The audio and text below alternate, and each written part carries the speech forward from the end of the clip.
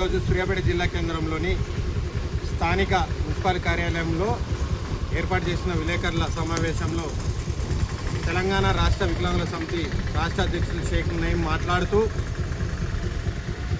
Congress party 2023 డిసెంబర్లో ఇచ్చినటువంటి వికలాంగులకు ఇచ్చినటువంటి హామీలను వెంటనే అమలు చేయాలని డిమాండ్ చేస్తున్నాము.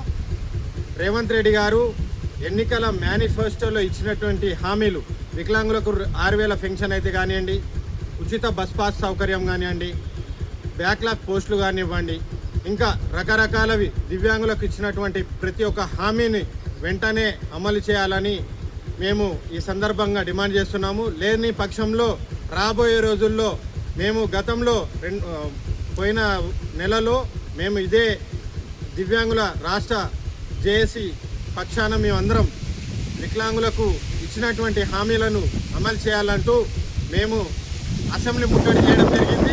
అదేవిధంగా ఇందిరా పార్క్ దగ్గర మహాధర్నా నిర్వహించడం జరిగింది. రాబోయే రోజుల్లో రాష్ట్రంలో ఉన్నటువంటి వికలాంగుల సంఘాలు అన్నింటినీ ఏకం చేసుకొని ఆల్రెడీ జేఏసీ ఏర్పాటు చేశాము. ఆ జేఏసీ ఆధ్వర్యంలోనే మరోమారు పెద్ద ఉద్యమంతో మేము ఖచ్చితంగా రేవంత్ రెడ్డి గారి ఇంటి ముట్టడి, అదేవిధంగా గాంధీ భవన్ ముట్టడి చేసి మా యొక్క దివ్యాంగులకు ఇచ్చినటువంటి హామీలను అమలు చేయకపోతే ఖచ్చితంగా గాంధీ భవన్తో పాటు రాబోయే రోజుల్లో రేవంత్ రెడ్డి గారి ఇంటి ముట్టడి చేసి మా వికలాంగుల హక్కులను, వికలాంగులకు రావాల్సిన ప్రతి ఒక్క లబ్ధి పథకాన్ని మేము ఖచ్చితంగా సాధిస్తామని ఈ సందర్భంగా తెలియజేయడం జరిగింది.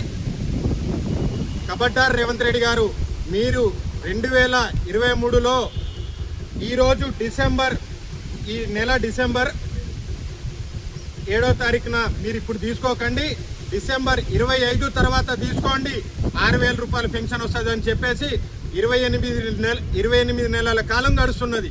ఈ రోజు వరకు ఒక చేతగాని ప్రభుత్వం నడుపుతూ, దద్దమ్మ ప్రభుత్వం నడుపుతూ ఈరోజు దివ్యాంగులకు ఇచ్చినటువంటి హామీని అమలు చేయలేని ముఖ్యమంత్రి, నువ్వు దిగిపోతే వేరే చేతనైన ముఖ్యమంత్రి వచ్చి వాటిని అమలు చేస్తాడేమో.